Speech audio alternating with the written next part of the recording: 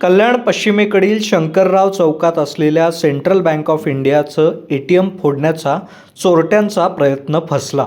मात्र त्यांनी केलेल्या तोडफोडीत ATMचं मोठं नुकसान झालं आहे. या चोरीची माहिती मिळताच बाजारपेठ पोलिसांनी CCTV फुटेजच्या मदतीनं अवघ्या 4 तासात 2 चोरट्यांना बेड्या ठोकल्या आहेत.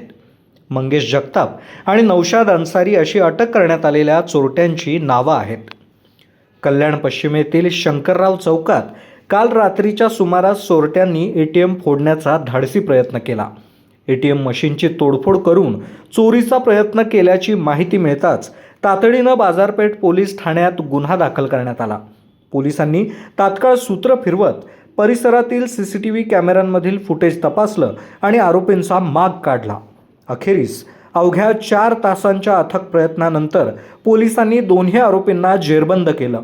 ATM फोडण्यात चोरट्यांना अपयश आलं असलं तरी त्यांच्या प्रयत्नांमुळं ATM मशीनचं मोठं नुकसान झालं आहे, असं पोलिसांनी सांगितलं. याबद्दल अधिक माहिती दिली आहे कल्याणचे SP कल्याण घेटे यांनी. बाजारपेठ पोलीस स्टेशनच्या हद्दीत अत्रे हॉलच्या जवळ एक सेंट्रल बँकेचे ATM सेंटर आहे.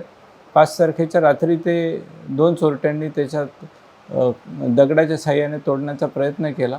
आमच्याकडे जेव्हा माहिती मिळाली तर CCTVच्या आधारे आम्ही लगेच ह्या 4 तासाच्या आत आरोपी ताब्यात घेतलेला आहे. त्यांच्याकडून गुन्ह्याचा उद्देश समजून घेतलेला आहे.